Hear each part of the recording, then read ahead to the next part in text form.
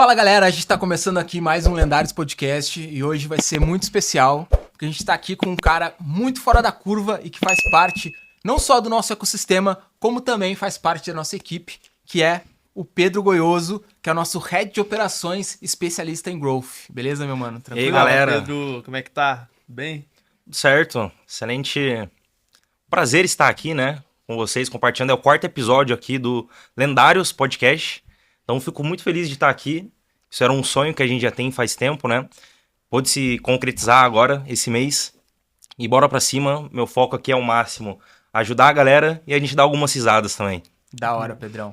E, cara, tem uma coisa que é massa, que eu e o Pedro, tipo, a gente morava na mesma cidade e a gente não se conhecia, tá ligado?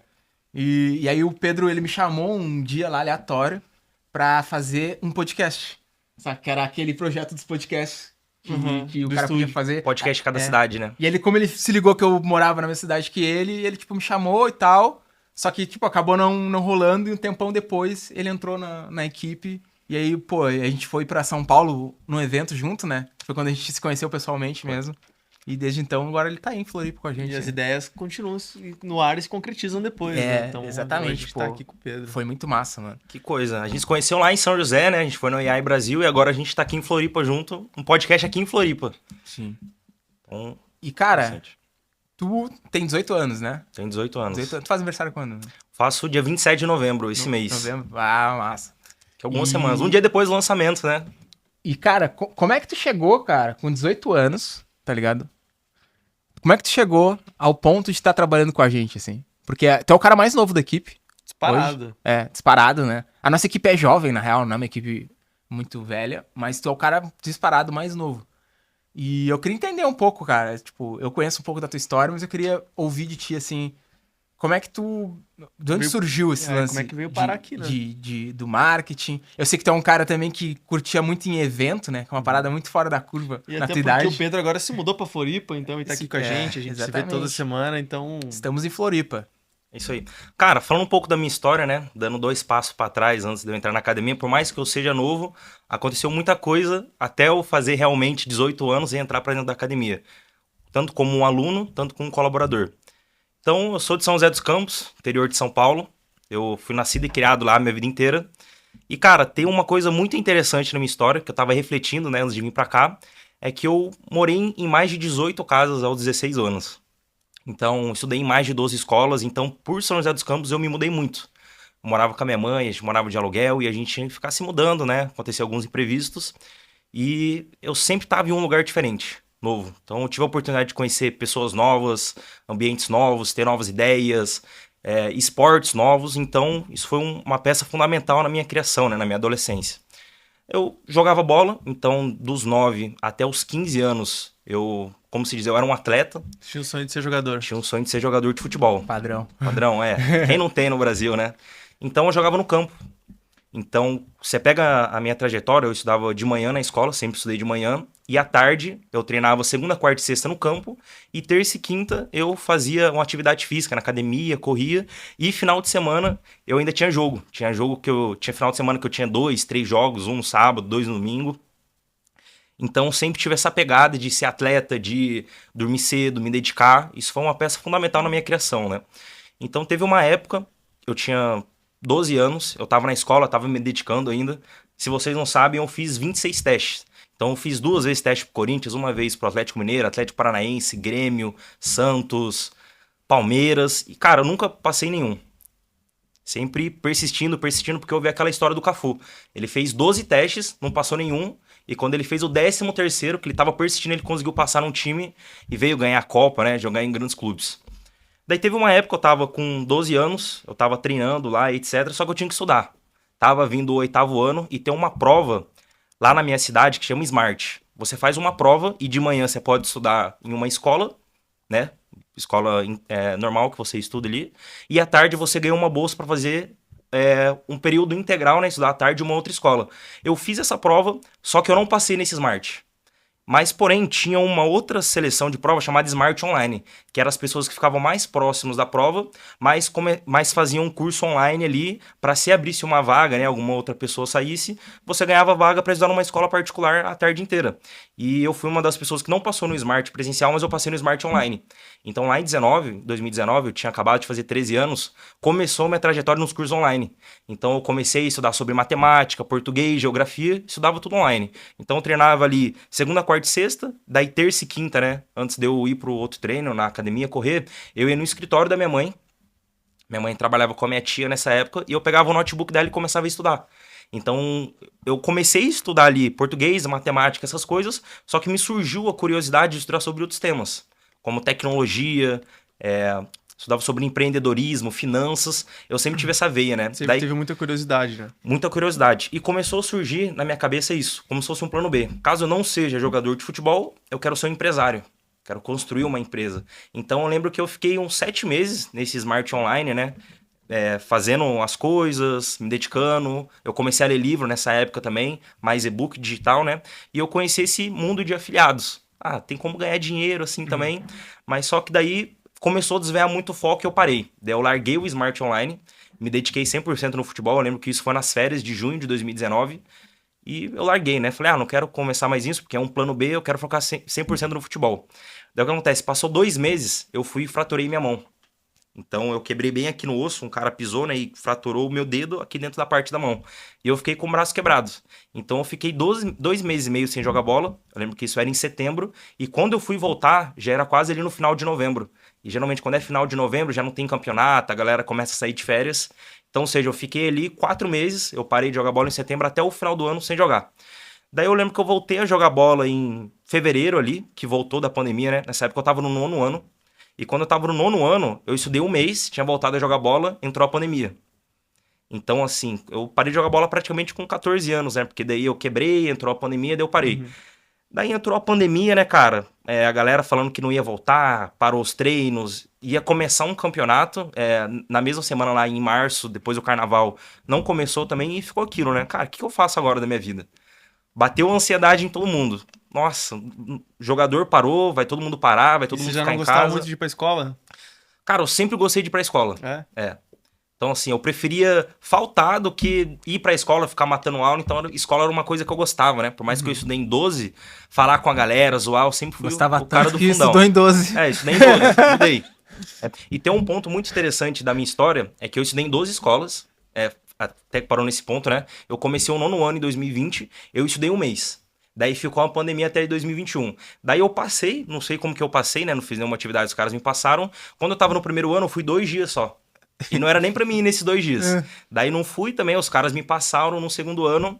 Eu fui 2 semanas pra escola, já tava trabalhando, né? Eu vou chegar nesse ponto, mas aí eu decidi largar a escola, cara. Então meio que larguei ela ali no segundo ano e fui voltar, né, no ano passado. Eu fiz uma prova que faz pra você pular de ano, então era pra mim estar no segundo ano passado. Eu fiz uma prova, pulei por terceiro e fiz mais 3 meses só na escola e finalizei. Nossa, velho. Então, ou seja, cara, hackeou o sistema no final das contas, eu estudei 6 meses e pulei 4 anos da escola.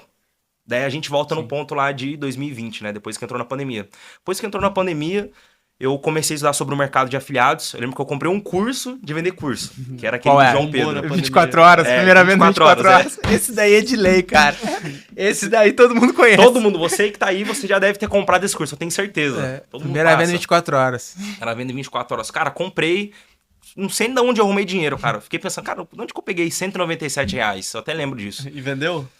Então, eu comprei, daí eu criei uma conta no nome da minha mãe. Eu lembro que minha mãe tinha que me mandar foto, mandar o RG.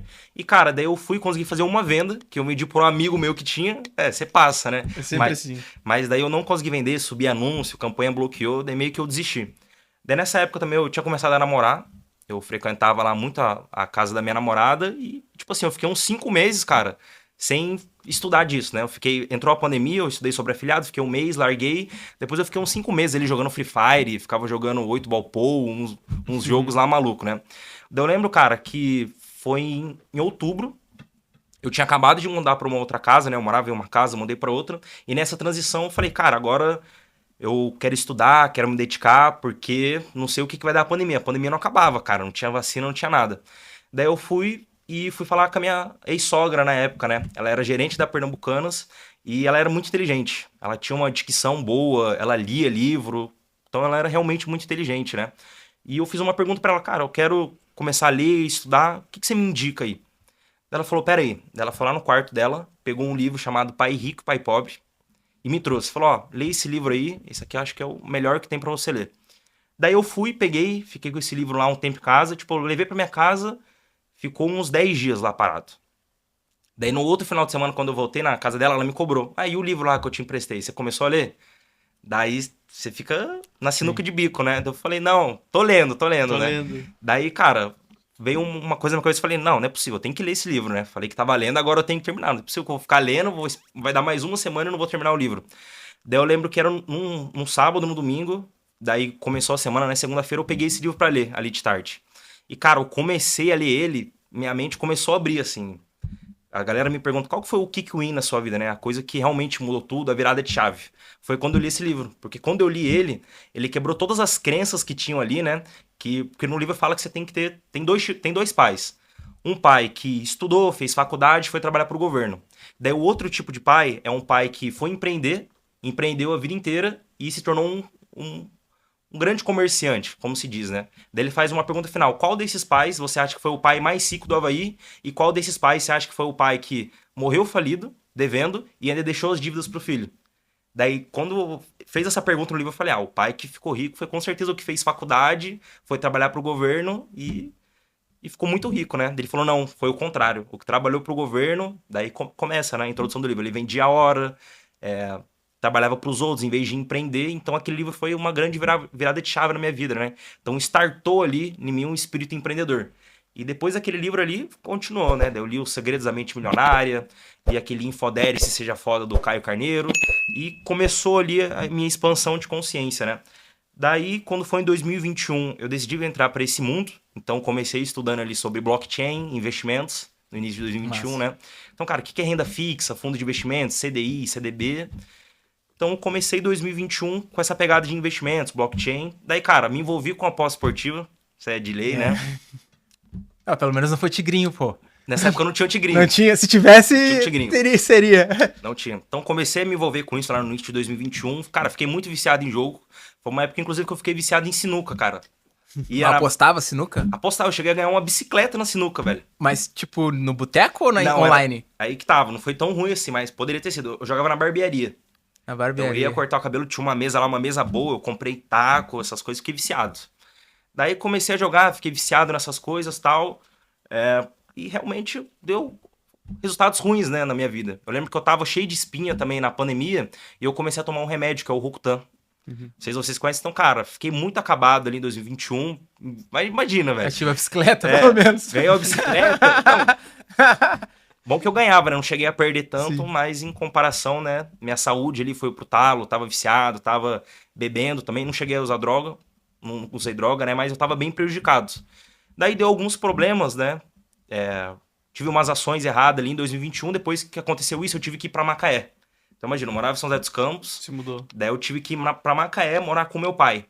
E meu pai, ele trabalha no trecho, né? O trecho é basicamente você fica indo de cidade em cidade trabalhando. Inclusive, você teve uma experiência dessa, né, Igor?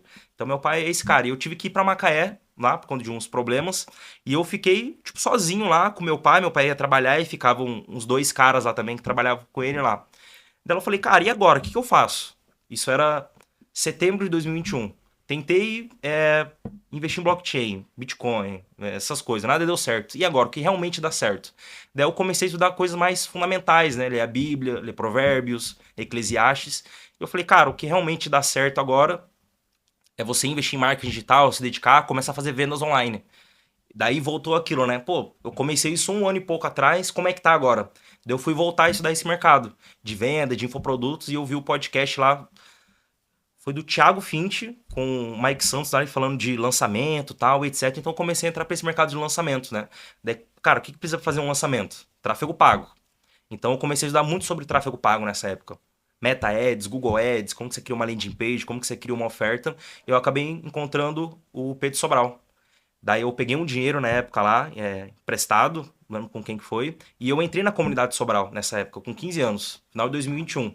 De lá eu comecei a estudar os conteúdos, tinha um fórum, né, que era no Facebook, e eu falei, galera, tô com 15 anos aqui, tô estudando, já li esses e esses livros, alguém tem alguma oportunidade pra mim trabalhar? Daí eu postei isso, cara, foi assim, 2, 3 horas, veio um cara me chamar, cara, vi aqui que você tem 15 anos, tal, tá aprendendo, eu tenho uma agência, quer trabalhar aqui comigo? Eu falei, tá, vamos lá. Daí o cara me perguntou, você é bom no quê? Eu falei, cara, eu não tenho, eu sou especialista em nada, mas eu tenho muita força de vontade, energia, e eu vou fazer essa parada certa. Ele me chamou, eu tava com um notebook nessa época, e ali eu comecei a prestar algum serviço pra ele, né? Então na comunidade Sobral eu ensinava sobre tráfego, eu comecei a acessar ali, tinha alguns sites, criadores de landing page, eu comecei a criar também, vendo vídeo no YouTube, e eu fui trabalhando ali. Eu fiquei alguns meses trabalhando com esse cara, foi 1 ano, mais ou menos. Depois eu fui trabalhar em outra agência, então eu comecei trabalhando com ele sem nenhuma experiência, eu me especifiquei em copywriting, então comecei a ler, né, os swipe files do Gary Albert, Gary Bencivenga, Claude Hopkins, Dave Ogilvy, e eu fiquei 1 ano trabalhando como copywriter, né? E quando eu fui sair dessa agência, eu vi, cara, um copywriter, ele é um cara que ele tem que conectar os pontos. Então, o cara que, pô, subiu uma campanha aqui de copy, ele tem que ver quanto que foi o custo do CPM, por que que foi ruim, pra ele analisar e criar uma nova oferta pro tráfego ser bom. A mesma coisa na página. Cara, por que que essa página aqui não converteu? É a copy? 80% das vezes é. Sim. Às vezes não é nem o design, né? Pode ser também o design, o tempo de carregamento, mas 80% é a copy. Então, eu comecei a ter esse background de você integrar várias áreas, marketing, design, Era copy. tráfego direto? Não, era uma agência e a gente prestava serviço ali mais com foco em infoprodutores. Uhum. Então, de forma clara, a gente fazia muita cópia de tráfego direto mesmo. Mas tinha expert. Tinha expert. É. Era uma agência, a gente pegava um serviço, alguns experts, fazia o lançamento e é isso, né? Daí eu fui sair dessa agência que era focada em expert, comecei a trabalhar numa agência que prestava serviço para negócios locais. Tudo isso você tinha 15 anos, Abi, né? Daí eu já tinha 16 nessa segunda agência. Já tinha 16. Eu comecei a trabalhar ali, né, como gestor de projetos. Então, o cliente via, eu fazia todo o kickoff, o onboarding e delegava, né, as tarefas para o gestor de tráfego, o copyright e o design. Então, eu fiquei como gestor de projetos, né, tendo essa visão do todo. E, cara, nessa época, eu sempre olhei para o mercado, analisei. O que a galera, as outras agências estão fazendo que está dando resultado? Daí foi aí que eu conheci o Denner Lippert, da V4 Company. Então, trabalhava numa agência que a gente prestava um serviço semelhante, para não falar igual, né, a V4 Company, e eu comecei a estudar. Comprei o curso dele lá, o Cientista, li o livro dele, fui no evento que ele patrocinou, e eu falei, cara, a história do Denner, ela conecta muito com a minha, porque ele criou a V4 Company lá com 17 anos, tinha saído de alguns negócios falidos, né, que ele era DJ, tinha lá uma empresa de festa. Um bar lá, que fez um com a bar. irmã dele, né? Isso aí, fez com a irmã dele, contou a história dele e eu me identifiquei muito com ele. Daí foi numa época que eu falei, cara, eu quero sair dessa... Eu comecei a aplicar o conteúdo dele, né? Tive muito resultado, só que daí a cultura da V4 Company me chamou muita atenção. Chegou um momento que eu saí dessa agência que eu tava e falei, cara, agora eu vou trabalhar pra V4. Só que acontece, eu saí dessa agência sem antes ter conseguido um emprego na V4. Aí fica até uma dica pra galera aí. Tem um conceito que chama Monkey Dunk. Que é você só pode largar um galho quando você já tiver com outro galho na mão. Então, assim, eu saí dessa agência, foi em 2023, o ano passado, com um foco de me cadastrar e entrar para outra empresa. Só que daí acontece, eu fiquei 2 meses sem trabalhar. E esses 2 meses, querendo ou não, foi bastante frustrante para mim. Porque eu precisava pagar as contas tal, e etc. Então, eu fiquei 2 meses me cadastrando para a vaga da V4, várias unidades que tinha na minha cidade, ao redor do Brasil, cara, eles não me chamavam. Até o momento que eu passei num processo seletivo para entrar numa unidade da V4 lá da minha cidade. Daí eu entrei, fiquei lá um tempo, trabalhava como account manager. Então imagina assim, esse Mas dedo aqui... o que você acha que mudou nesse processo que você foi aprovado para os outros? Foi a mesma coisa? Você fez uma coisa diferente? Foi a mesma coisa, eu só fui mais claro. Era presencial? Era online, mas a gente tava com um escritório físico para ser lançado um mês depois, assim, antes de eu sair. Só que eu saí antes, né? O que acontece? A estrutura da V4 é bem simples, né? Então tem um cliente aqui desse lado, tem um gestor de projetos com account manager, e aqui fica o gestor de tráfego, o copyright e o design. Eu era esse account manager que gerenciava ali os clientes, gestor de projetos. Tá, mas tinha um account manager e um gestor de projetos? Não, era a mesma função. A gente chamava account manager, né? Um nome mais sexy ali, mas é um gestor de projetos. Sim. Bota fé. Então, eu trabalhei lá um tempo, só que daí eu, realmente, de novo, eu acho que eu cometi esse erro. Eu decidi sair de lá. Daí que tá, porque eu tinha entrado na comunidade lendária e tava começando a falar sobre eu queria prestar serviço de IA. Então, nesse meio termo, antes de eu sair da outra agência que eu trabalhava pra V4 Company, ficou 2 meses ali. Você ficou quanto tempo na V4? Foi uns 4, 5 meses. Bastante tempo. Bastante tempo assim. Quando você lida com 7 clientes, assim, de uma vez, é bastante tempo. Daí, cara, nesses 2 meses, eu lia muito livro, né? Estudava muita copy, tinha um swipe file. E eu queria saber, cara, como que eu junto todas essas coisas em um lugar? E se eu quiser fazer uma pergunta, se quiser conectar, eu tenho a resposta na hora. Daí eu comecei a estudar, né, sobre segundo cérebro e conheci o Alan Nicholas. Daí eu conheci o Alan Nicholas, eu entrei na comunidade Vida Lendária, que chamava na época. Ele começou a falar de segundo cérebro, mente lendária, eu falava, tá, eu vi o curso, tinha um Obsidian, mas não era uma coisa que chamava muito minha atenção. E depois que eu entrei na V4 Company, o Alan decidiu falar sobre inteligência artificial. Então ele já fazia algumas calls ali, etc. E ele começou a se posicionar realmente, né? E quando ele se posicionou forte, quando foi que ele lançou a formação, foi quando eu decidi sair da V4 Company para mim poder abrir a minha agência de Business Intelligence. Então eu prestava serviços ali de automação, de implementação de CRM, integração de áreas, né, de formação, aplicar um Notion, criação de Notion, né, para um negócio poder gerenciar as tasks ali. E fiquei nessa empresa que eu criei, né? Era eu e mais uma pessoa, um amigo meu da época. Uns 6 meses ali, a gente prestou uns 5, 6 serviços. Daí o que acontece? Virou o ano, de 2023 para 2024, e cara, sempre quando vira o ano é aquela coisa, né? E esse ano, como é que vai fazer?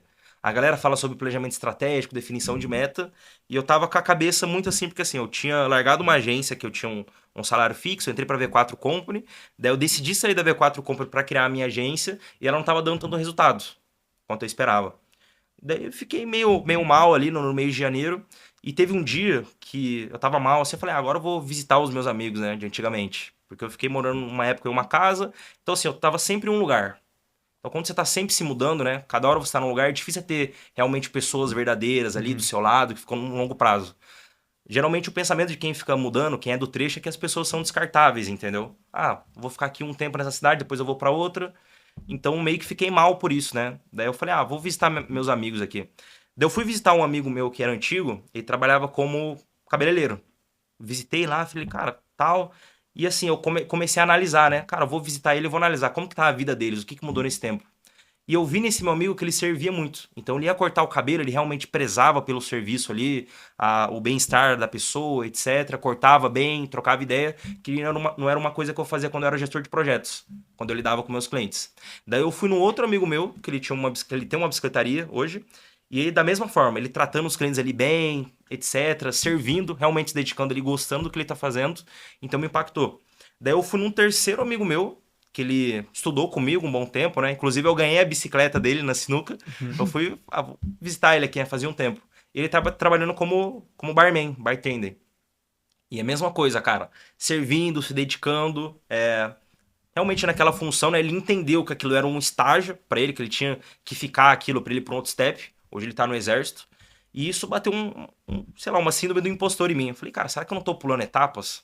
Será que não era pra mim realmente servir, me dedicar, pra vir algo maior na frente? Então bateu aquilo em mim muito forte. Eu lembro que isso foi dia 27 de janeiro. Esse ano era um sábado. E eu fiquei mal ali, né? Daí passou, naquela semana, né? Na segunda, eu falei, cara, vou largar tudo, vou encerrar tudo. Agora o que eu vou fazer é servir as pessoas. Eu vou ajudar sem querer nada em troca. Eu vou ser interessante antes de ser interesseiro.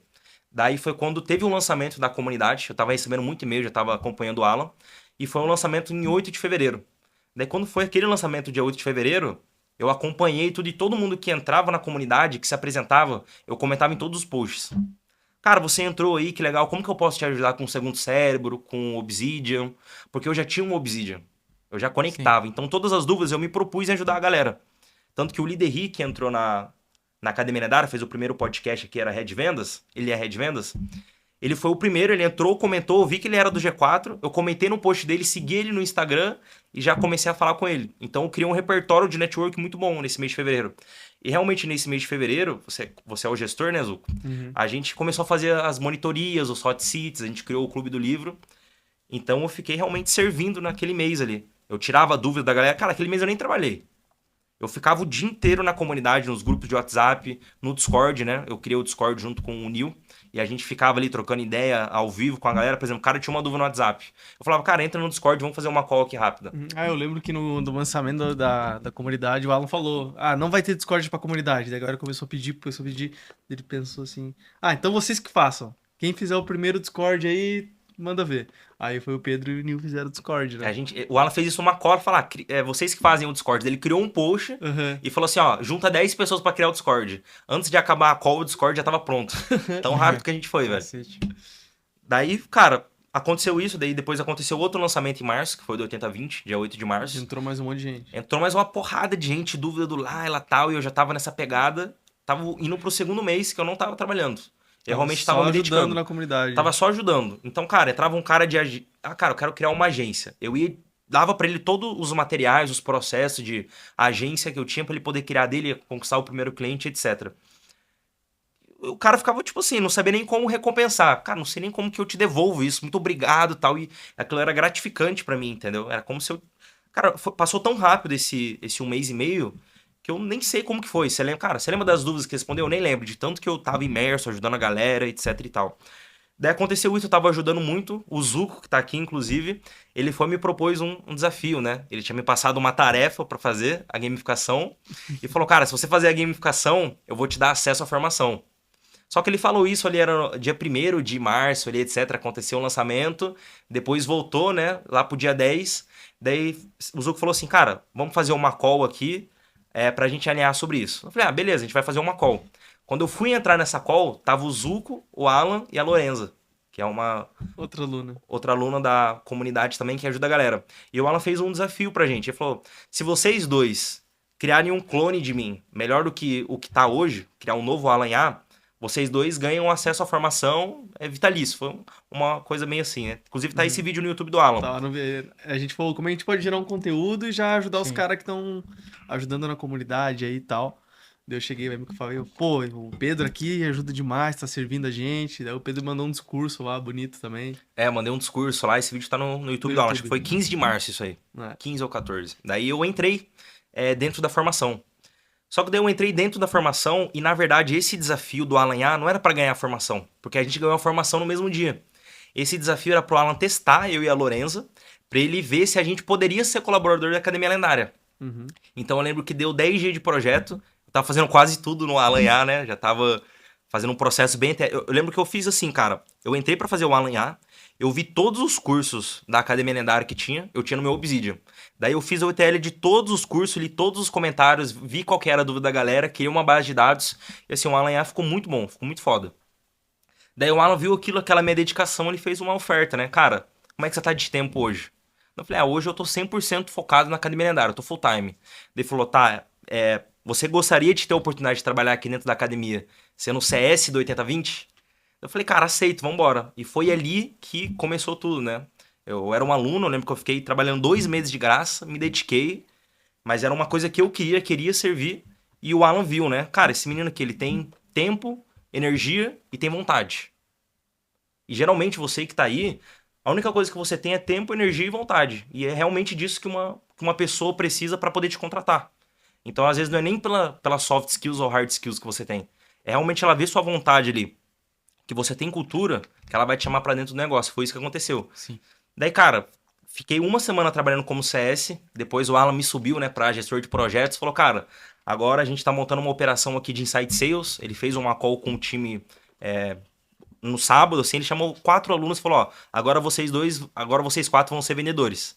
Daí, depois que finalizou essa call, ele me falou assim, cara, esses caras que estão vindo aqui, eles são vendedores, só que a gente precisa de alguém pra liderar eles. E o que você recomenda? Você trabalhou na V4 Compra e tal, etc. Eu já seguia muito G4 Educação. Eu vi todos os cursos dele, né? Que era da V4, tinha acesso.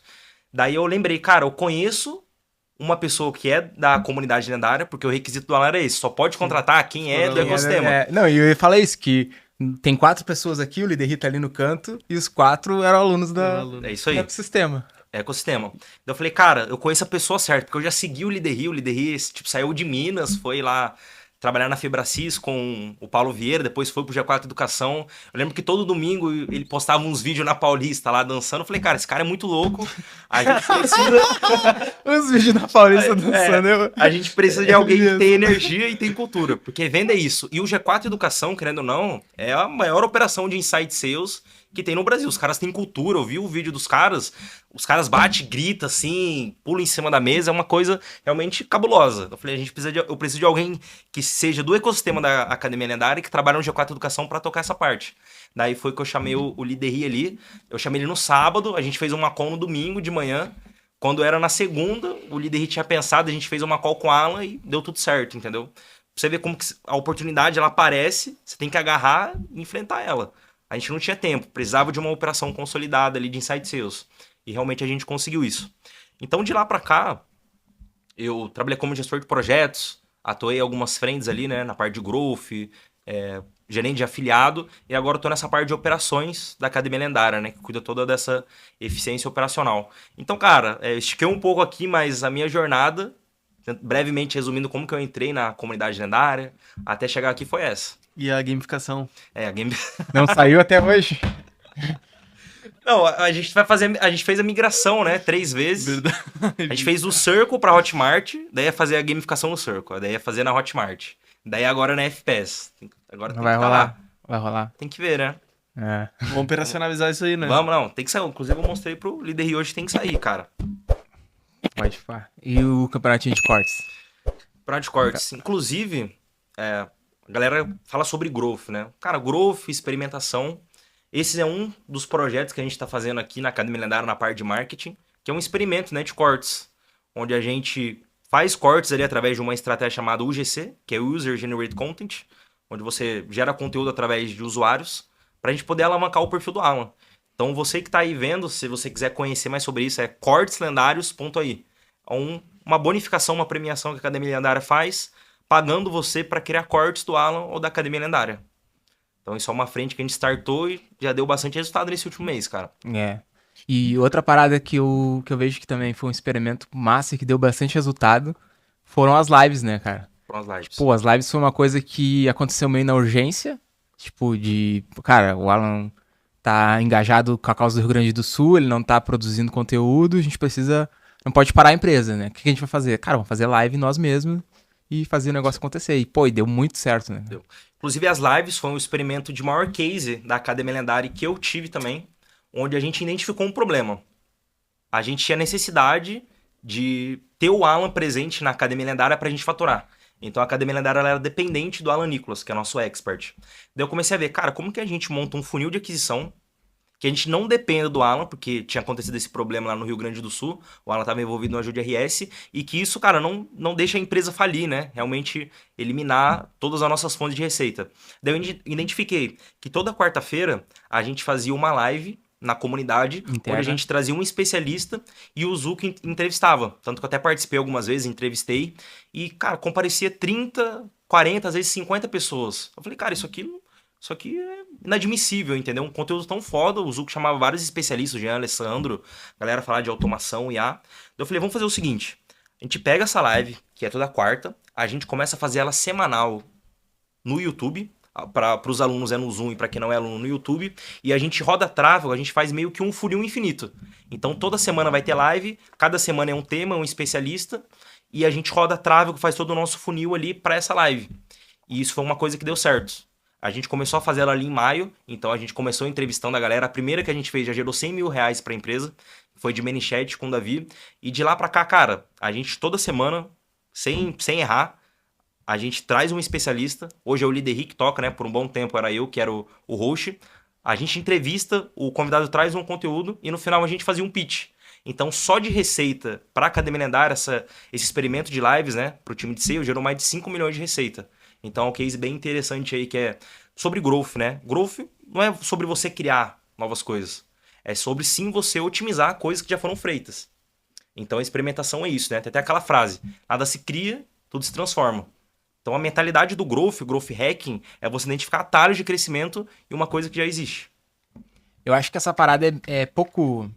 Não vou dizer que é pouco conhecida no Brasil, mas comparado a outros segmentos de marketing e outras abordagens de marketing, com certeza ele é bem menos conhecido. Difundido. E bem mal interpretado também. Eu vejo que as pessoas falam muito de marketing growth, como se fosse uma coisa que está intrínseca à outra e não pode existir fora, né? Mas o growth, ele extravasa o marketing, né? Como Sim. é que tu consegue ver essa visão assim de growth dentro de uma empresa, tá ligado? Então as Como é que tu pessoas, consegue explicar isso pra nós?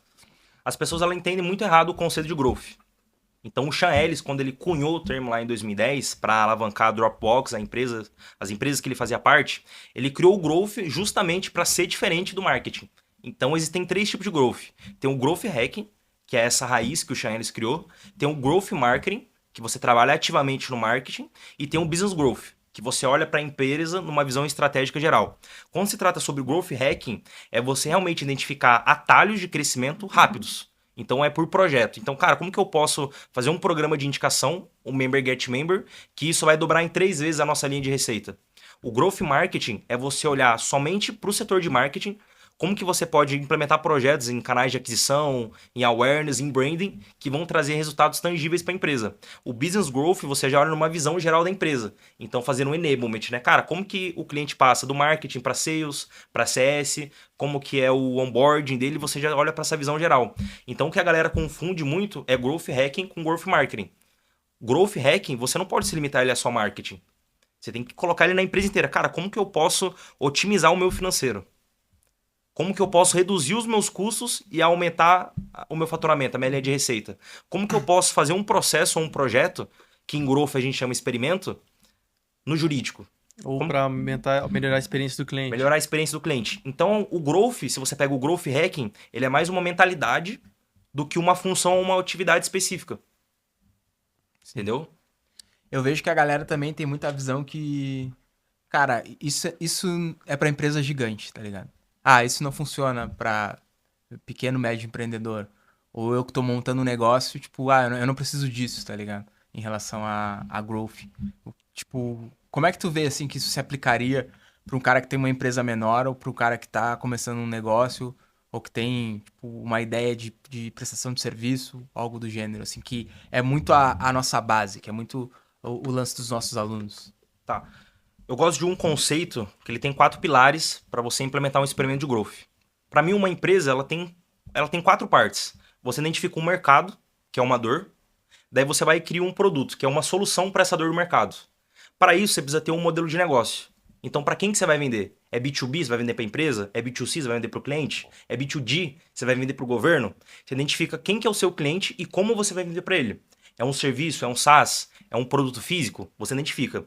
Depois, você precisa ter um canal para você conectar esse modelo de negócio no mercado. Então, como que você vai atrair a atenção de leads, para esses leads se tornarem clientes, para ele entrar no seu funil? Então, são 4 coisas: mercado, canal, modelo de negócio e produto. Quando você tem a visão do growth, você identifica, cara, na minha empresa hoje, como que está o meu canal de aquisição? Tá tendo cliente suficiente para mim ficar sem tempo para trabalhar? Se não tá, tem algum problema. Daí você vê seu modelo de negócio. Cara, hoje quando eu fecho um cliente, eu tô tomando prejuízo? Cara, tem empresa que fica 3, 6 meses tomando prejuízo, não sabe como que vende, por quanto cobra, cobra baseado no achismo. Então já tá aí uma oportunidade para você implementar growth. E você olha pro seu produto. Cara, quando o cliente chega, quanto tempo ele fica com você? Ele fica 2 meses, 3, 6, 1 ano? Qual que é o LTV daquele cliente? Então é realmente você identificar esses 3 pontos, né? Canal, modelo de negócio e produto, e você identificar essas oportunidades. Aí a gente implementa o growth. Por exemplo, aqui na Academia Lendária, quando a gente implementou o experimento das lives, o gap era em canal. Então o Alan é nosso principal canal de aquisição. Os podcasts, ele, etc. Eu identifiquei esse gap e apliquei um experimento. Então, independente se a sua empresa tem um colaborador, 100 colaboradores, 1.000, ou fatura 10 mil, 100 mil, 1 milhão, vai ter oportunidade para você implementar. Massa. E até um experimento para vocês, né, em cada etapa dessa. Por exemplo, canal de aquisição.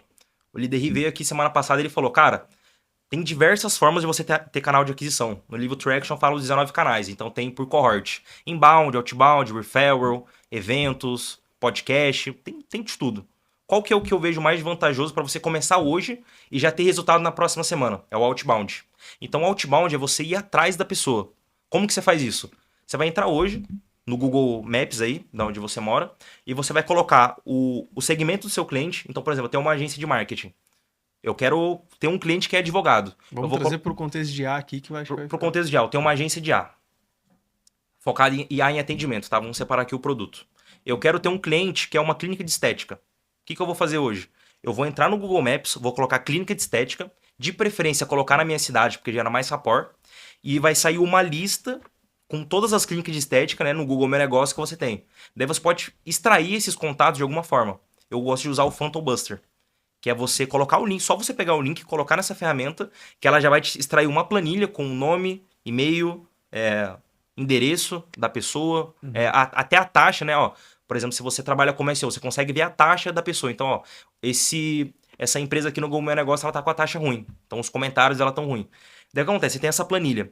Você vai fazer um disparo, pode ser através de alguma ferramenta, ou você entra em contato pessoalmente, e você vai chamar essas pessoas. Então, como o líder falou, se você entrar em contato com 100 hoje, você vai conseguir contato ali com umas 20. Dessas 20, se você marcar 5 reuniões, e você fizer essas 5 reuniões e vender uma, você já saiu no lucro. Então, a forma mais fácil que eu vejo de começar um negócio que está do zero, né, tá começando a nascer, é através do Outmount, onde você faz uma lista, entra em contato, apresenta seu produto, vende e dá sequência. Daí depois você pode começar a pensar em inbound, a você começar a atrair, né, produzir conteúdo, etc. Paid acquisition, que é você fazer tráfego pago. Então tem essas formas. Eu aplicaria growth assim nessa parte do canal da empresa. Sim. É que sem dúvida, essa é a forma que é bootstrap total, né? Com certeza. Investimento zero. E, tipo, para não dizer zero, talvez em alguma ferramenta ou outra o cara vai investir. Mas é a forma que tu tem mais fácil de chegar em contato com esse lead. E até o Alex Hormozi, ele fala sobre isso no 100 Million Leads, que uma das primeiras perguntas que ele faz é o que é um lead, tá ligado? E ele resume assim, lead é todo mundo que tu pode entrar em contato, tá ligado? E isso, tipo, resume muito bem essa parada que tu falou em relação a fazer outbound, né? Pra quem não sabe, outbound é prospecção fria. Tu chegar em pessoas que... de forma ativa, que não te conhecem. Só que tem um porém, que é que as pessoas têm muita dificuldade em fazer isso, porque a grande maioria das pessoas tem dificuldade de se comunicar, de fato, é uma coisa que a gente não é ensinado, e tem medo de ser rejeitado, né, cara? Tipo, sei lá, a galera não tem a prática, eu acho, de se expor e ser rejeitado, e encontra essa dor, que realmente é difícil, assim, tu falar com várias pessoas e todo mundo dizer não, não, não, não. E como tu falou, tu vai falar com 100 pessoas, tu vai ouvir não de 95, tá ligado? Ou 99, se eu fechar uma. E tipo, então, como é que tu vê, assim, formas de quebrar essas barreiras em relação à prospecção mesmo? Porque eu acho que, nesse quesito, acaba sendo mais um jogo psicológico do que técnico, né? É óbvio que a técnica faz diferença, tu ter capacidade de conexão, de rapport, de mostrar valor, de fazer um pitch, mas eu vejo que o psicológico ele influencia muito mais, né? Cara, com certeza. Para isso, não tem uma solução específica, mas eu falo, é resiliência. Então, geralmente, você pega os vendedores, um vendedor sênior, ele é bem mais preparado psicologicamente e emocionalmente do que qualquer outra área da empresa. Então, é o que você falou, as pessoas elas não têm medo de falar em público ou de levar um não. Elas têm medo de falar em público e serem rejeitadas. Sim. Então, para isso, realmente a prática é resiliência. No começo, é duro, cara. Por exemplo, na época que eu trabalhava nessa agência, teve uma época que eu saía na rua prospectando. Olha isso, você botar as caras. Agora, você fazer pela internet, né, tem formas mais simples de você não se expor tanto para poder vender esse produto. Até sobre a sua jornada, né, Pedro? Você sempre foi muito presente em eventos. Como é que você vê isso até como questão de prospecção e também como ambiência para você melhorar tanto o seu conhecimento como a influência e se expor cada vez mais, né? Sim. Eu até falo pra galera, às vezes você não tem um resultado que você quer porque você investe em algo que não dá resultado. Eu já investi em muita coisa, cassino, aposta online, sinuca. Então hoje eu realmente só invisto em 4 coisas. Conhecimento, experiência de vida, networking e em mim, no meu corpo. Então você pega o evento. O evento eu consigo adquirir conhecimento. Já é um ponto. Eu consigo adquirir experiência de vida. Porque, pô, geralmente evento você vai para outra cidade. Por mais que você vai para São Paulo, que eu morava no interior, já é diferente. Você tem uma puta bagagem de vida. E você consegue ter conhecimento, experiência de vida, networking. Então, em evento, eu só tô aqui hoje porque eu investi nesses 3 pilares, né? Conhecimento, experiência de vida, networking e no meu corpo. Então, o evento, quando você vai, primeiro, você conhece pessoas novas. O líder que falou é muito interessante. Se você quer ter resultados novos, você precisa estar em novos lugares, conhecer novas pessoas, ter novas ações, e aí você vai ter novos resultados. Então, o evento, para mim, sempre foi um pilar muito grande que, cara, eu não sou um cara de sair, de ir em festa, de ir em show. Então, realmente, o evento, para mim, é o meu lazer. Eu ir num evento, eu ver pessoas que geralmente eu trabalho na internet e não consigo ver pessoalmente. Então, esse pilar do evento, pra mim, é um pilar muito forte na minha vida. E como é que você começou aí nesses eventos? Cara, eu Qual foi lembro que o primeiro evento que eu fui, cara, tem uma história muito interessante. Eu tinha acabado de trabalhar com marketing digital, tava com 16 anos, foi no início de 2022, e eu segui o Joel J. Então, tomar banho frio, ler, se dedicar a alta performance. Nossa, eu tava maluco nessa época, velho. Tava doido. Daí o Joel J, ele fez uma vez uma turnê, que ele fez a palestra chamada A Senha, em várias cidades do Brasil. Cara, foi umas 10, 15 cidades. Daí eu acompanhava ele, eu comprei. Daí eu comprei pra ir lá no Shopping Olímpia, que foi aquele shopping que a gente foi. A gente foi lá. Que, inclusive, eu falei dele pra você. A gente foi. Sim. E 2 anos depois, eu tava no mesmo shopping, no mesmo lugar, Foi indo o no dia que a gente evento. se conheceu O pessoalmente. dia que a gente se conheceu. Então eu saí com 16 anos da minha cidade. Eu lembro que eu tive que ir de BlaBlaCar, porque ônibus, essas coisas, não ia dar pra ir. E eu fui pelo BlaBlaCar da minha mãe. A minha mãe chamou pelo nome Pegou dela e a falou: carona. meu filho tá indo. E eu entrei no BlaBlaCar com 16 anos. Cara, eu tava tremendo nesse dia. Porque eu nunca tinha saído assim sozinho, né? E eu fui lá pro Shopping Vila Olímpia. Eu lembro que eu tive que descer no Tietê, chamar o Uber, ir lá pro Shopping Vila Olímpia, ver o Joel J. E, cara, assistir a palestra dele. Foi top 3 palestras que eu já vi, pessoalmente. Se não for a top 1, que foi muito boa. Ele é um ótimo palestrante e no final das contas eu ainda tirei uma foto com ele. Conheci ele, fiz uma pergunta na época, etc. E, cara, aquilo abriu minha mente, né? Porque eu saí lá da minha cidade, fui lá pra São Paulo, fui no evento dele, me conectei com pessoas. Eu lembro que eu tava com vergonha de chegar em alguém. Eu falava, cara, eu tenho que chegar em alguém aqui e falar. Cheguei num cara lá que era médico e tal, tímido, mas aconteceu, né? Fala sobre marketing. Falar sobre marketing, tem que converter ele pra cliente. Ah, essa época tu já trabalhava na agência. Já trabalhava na agência, Massa. E aí tu tava sempre prospectando. tava sempre prospectando. E hoje, mesmo com 18 anos, você já deve ter ido mais de 30 eventos, não sei quantos. Cara, perdi as contas. Eu tenho alguns crachás em casa, inclusive o líder falou isso, cara, conta esses crachás, vamos ver quantos tem. Tinha 35. Cacete. Mas acontece, tem alguns eventos que você não tem crachá, etc. Então isso acontece. Tem uns que dá de É, e entrar tem aqueles 100. que você vai. Dá de entrar 100, né? É, Tem aqueles que... isso é uma soft skill muito boa, né? É, soft skill boa, pô. Excelente. Mas é muito interessante, cara. Interessante. Cara, massa, massa. Cara, e como é que tu vê, assim, o cenário de IA dentro do marketing digital? Porque, assim como eu acho que a maioria das pessoas, assim, eu, o Zuko, a gente também tem esse background de vir do marketing, de fazer coisas dentro do marketing e depois conhecer IA. Como é que tu vê essa integração, assim, hoje em dia, do marketing com IA e as mudanças? Porque, sei lá, o marketing, ele viveu várias ondas, né? Teve, tipo... A época dos lançamentos, teve a época dos afiliados, teve a época do drop, do PLR, tipo, coisa pra cacete acontece, sempre vem uma coisa nova, uma mudança, aí a galera extrai o que tem pra extrair do mercado Eu sofistica. e sofistica. Só que eu vejo que agora o lance da IA, ela não é uma coisa que... Ela é uma coisa que pode ser vendida, como os outros, só que ela é uma coisa que ela pode ser aplicada dentro do marketing, que é diferente das outras ondas, entendeu? E ela tá transformando como se fosse o mercado de dentro pra fora, assim. E eu queria, tipo, tua visão, assim, em relação a isso. Tipo, Boa. Primeiramente, IA é um termo muito abrangente, né? Vou falar mais em específico aqui sobre esse modelo de crescimento guiado.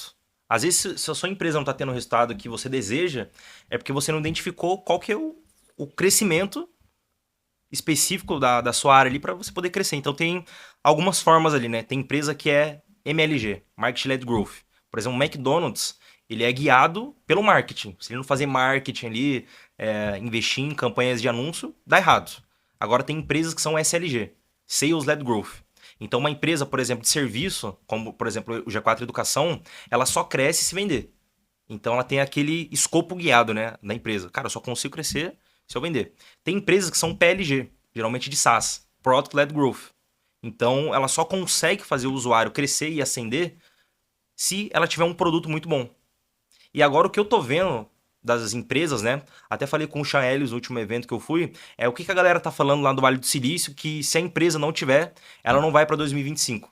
E ele ainda falou assim, cara, se a sua empresa não for AI e LG, você não vai para 2025, você vai morrer antes.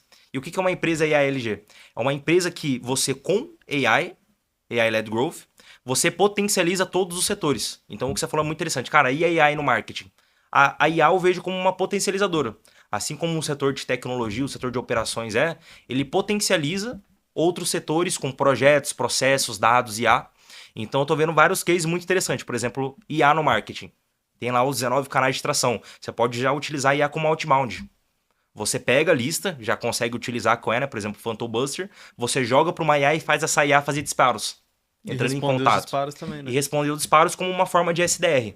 Você já consegue usar IA como inbound. Então, criando artigos de SEO, criando campanhas ali de anúncio específico offline. Ou mesmo um clone, como a gente tá fazendo. O mesmo clone, o Alan IA é uma forma ali de inbound que a gente utiliza a IA. Então, até eu vejo muito interessante um case da Nauk, é que eles criaram um podcast usando inteligência artificial. É 100% IA. Eles Massa. postam lá diariamente o Iago, a galera. Então, tem como você utilizar IA de várias formas em alguns setores. Eu gosto da junção, né, quando se trata de setores de uma empresa, dessa seguinte forma. Você tem um setor de produto, que é o setor principal da empresa, e você tem setores de receita, que são marketing, sales e CS. Embaixo deles, você tem 2 setores que servem de apoio para esses outros 4 setores, que são operações, que potencializa os setores de produto e receita com projetos e processos, e você tem setor de tecnologia, que potencializa os setores de produto e receita com dados, IA, prompt, automações. Então, a forma que eu vejo a IA é um termo muito conhecido hoje é o RevOps, que é você juntar Revenue com Operation. Você junta Marketing, Sales e CS com operações. Agora, um termo novo que eu tô vindo aí, que eu não tô vendo ninguém falar, é o RevAI.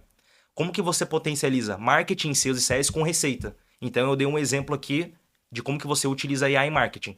Agora, em venda, você pode criar um agente SDR. Você pode criar uma plataforma comercial, onde ela analisa e transcreve as calls de todos os vendedores. Você pode utilizar a IA no CS, que ela serve como suporte, como tira dúvidas, assim como tem algumas empresas que utilizam isso, a IA que faz onboarding. Então é muito interessante esse termo, né, Heavy AI, porque você consegue potencializar a empresa inteira. O financeiro, como que você analisa as linhas de receita com IA. Já tem algumas empresas que fazem isso. Como que você potencializa o RH? Cria um processo melhor de recrutamento e seleção. Hoje mesmo, se você entrar no LinkedIn, você quer avaliar o histórico da pessoa, você extrai um PDF, né, com o histórico do LinkedIn, joga na IA, pode ser um agente que você criou e ele já te traz todos os insights ali do que você pode fazer. Então, é um case muito interessante. Eu falei aqui, cara, como que você... O que você faz para utilizar a IA nos setores? Eu falei o quê? Agora, partindo para o como. Tem 2 formas de você utilizar a IA na sua empresa de forma prática. Ou você utiliza a IA como copiloto ou no piloto automático. Como eu falei, tem pessoas que já pensam em IA, já veja. Cara, como que eu substituo 100% de um colaborador meu com IA? Só que isso é o pensamento errado. Você deveria pensar como que eu utilizo o IA para potencializar os meus colaboradores e as minhas atividades práticas no dia a dia. Então, não tá errado esse pensamento de utilizar a IA no piloto automático, mas se você é um leigo, você querer ir de por exemplo, Zero um a caminho 100. de 0 a 100 em 1 segundo é complicado. É o cara que não sabe dirigir um carro já quer sair dentro de um jato. Com certeza. Tá ligado? E dentro desses 2 cenários, né, IA como copiloto e IA no piloto automático, tem outros 2 cenários que são ferramentas prontas e ferramentas customizadas. Então eu quero começar na IA no copiloto. Eu posso já utilizar uma ferramenta pronta, que é o ChatGPT, ou eu posso customizar uma, como por exemplo nos superagentes. Então qual que é o caminho mais fácil? Se eu utilizar uma IA no copiloto, uma ferramenta já está pronta. Depois você avança, utilizar a IA no copiloto, uma ferramenta customizada. Depois você avança, utilizar a IA no piloto automático, uma ferramenta customizada. Então eu vejo que esse é o melhor caminho para quem está entrando nesse mundo de IA hoje em dia, né? Então, hoje, dentro das empresas, onde você acha que a implementação de IA traz mais impacto e onde você focaria em implementar primeiro? Cara, eu acredito que o setor principal que você tem que implementar IA na sua empresa é o setor de produto. Como eu falei anteriormente, tem o mercado, canal, o modelo de negócio e o produto. O produto é o principal que vai resolver a dor ali diretamente. Então, se você tem um produto ruim, não adianta você ter uma oferta boa e setores de receita que não vai resolver. Então, o produto tem que ser o principal. No nosso cenário, a gente é uma empresa de educação. Como que eu posso utilizar IA na criação de mentas? Como que eu posso utilizar IA que analisa vários livros, vários blogs, artigos e cria uma aula boa? Então, eu vejo que o setor principal é o setor de produto, mas também com receita. O que é receita? Marketing, Sales e CS. Como que eu implemento IA como potencializadora nesses 3 setores? Eu acho que dá uma tríade boa, que hoje em dia a galera chama de RevOps. Mas falando como, né? Como que você faz isso? Qual que é a forma que eu acho ser a melhor para você aplicar algum experimento, executar um experimento, seja de IA, ou seja, algum projeto ou um processo na sua empresa? Eu gosto muito do Design Sprint do Google. Então, inclusive, tem um livro chamado, né, Design Sprint, onde ele traz 5 dias. Então, 5 dias para você criar um projeto do zero até a implementação e execução dele. Então, na segunda-feira, o que você faz? Você faz um mapeamento. Você analisa e olha quais são as principais dores que tem no seu negócio, você prioriza elas, né? E vê quais você vai atacar. Na terça-feira, que é o segundo dia, você faz um esboço. Então, é como se fosse um brainstorm. Você pega todos os colaboradores, que são do setor em específico, né? Que vão atuar diretamente como stakeholder naquele projeto, e vocês esboçam ideias. Cara, a gente pode resolver esse problema dessa forma, dessa forma, dessa forma. Você faz isso na terça. Elabora um sprint ali de 1 ou 2 horas. Na quarta-feira, você define. Então você pega todo o esboço que você fez no dia anterior e você prioriza e vê o que vai ser feito ou o que não vai ser feito e monta um plano de ação. Na quinta-feira, que é no quarto dia, você define. Então você começa ali a criar, executar e colocar o MVP pronto. E na sexta-feira, que é no último dia, você testa e coloca para o mercado. Então você realmente executa, se for algum experimento, uma live, você lança, seja um MVP ou uma V1. Cara, da hora essa sequência do sprint, eu vejo que a galera tem pouca clareza, muitas vezes, sobre o que fazer e como fazer, né? Então é interessante a gente ter uma estrutura a seguir, porque muitas vezes o que falta pra pessoa é dar o primeiro passo. Tipo, ter uma estrutura aqui e seguir. Ela se sente muito perdida. Tem a clareza, e, né? e não consegue executar, assim. E já pra gente finalizando aqui, o que tu diria pra essas pessoas, assim, que elas têm dificuldade, muitas vezes, de começar a fazer? Tem essa falta de clareza e essa dificuldade de executar, assim. O que tu vê que é fundamental, que foi um diferencial na tua jornada e que pode ajudar essa galera que tá começando a criar Isso. projetos? Até porque muitas pessoas têm os mesmos resultados e não conseguem tomar ações diferentes, né? Não conseguem ver, pô, eu tento fazer de tudo aqui, mas os resultados não mudam. O que eu tô fazendo de errado, né? Então, como você vê isso? Cara, primeiramente você precisa se desconstruir. Seu primeiro projeto não é o milésimo. Da mesma forma que o growth assim como em vendas, o primeiro sempre vai ser ruim. Então, comunicação, execução, o que eu trago pra galera é, utiliza IA, que tem, e aprenda a roubar. Inclusive, isso aqui fica... A galera não vai entender isso daqui. Mas, cara, se você não aprender a roubar, você não vai ter resultado na sua vida. Sim. Roube como artista. Poetas imaturos imitam, poetas maduros roubam. Sim. Então veja o que a galera do seu segmento tá fazendo. Para você modelar e não copiar. Mas para você utilizar de benchmarking para você aplicar na sua empresa. Então isso eu vejo a forma mais clara que você pode fazer. Perfeito. Cara, e tem uma coisa que eu aprendi no marketing que é justamente com isso, que foi quando eu fui fazer minha primeira página de vendas no Elementor, lá no WordPress. E aí eu entendi, naquele momento, que tudo que eu queria fazer, alguém já tinha feito antes. E eu só precisava pegar, tipo, um template, tá ligado? E eu pensei, cara, mas isso serve pra tudo. Tipo, tudo que eu quero fazer, tipo, alguém já fez. E é exatamente isso, né? O cara conseguir roubar como um artista. Com certeza. E segue aquela premissa. Nada se cria, tudo se transforma. O próprio iPhone, ele foi uma transformação de várias coisas que existiam antes. O iPhone não foi criado. O que tá dentro do iPhone? O celular foi inventado tem quantos anos? 100 anos. O rádio. A câmera. Então tá até aquele lema do Steve Jobs, né? Connect the dots. Sim. Se você aprende a conectar os pontos, você vai ter resultado independente da área que você aplicar. E o growth é isso. É você ter uma visão do todo, você identificar os gaps que tem ali e você conectar os pontos para ter um resultado maior. Então, por exemplo, no projeto das lives, eu olhei para CS, para uma live que tinha, e olhei para marketing. Conectei os pontos e aconteceu uma inovação. O que eu vejo muito hoje, né? A fintech, por exemplo, o banco digital. Você juntou duas coisas. Um banco, uma coisa digital, você inova. Então, a inovação e execução, para mim, é sobre você olhar o que já tem no mercado e você criar algo novo a partir de uma coisa que já foi feita. E agora a IA tá aí para você conectar em Exatamente. qualquer ponto que tiver dentro da sua empresa para criar inovação. Tamo junto. Cara, brigadão por ter colado aí e trocar essa ideia com a gente.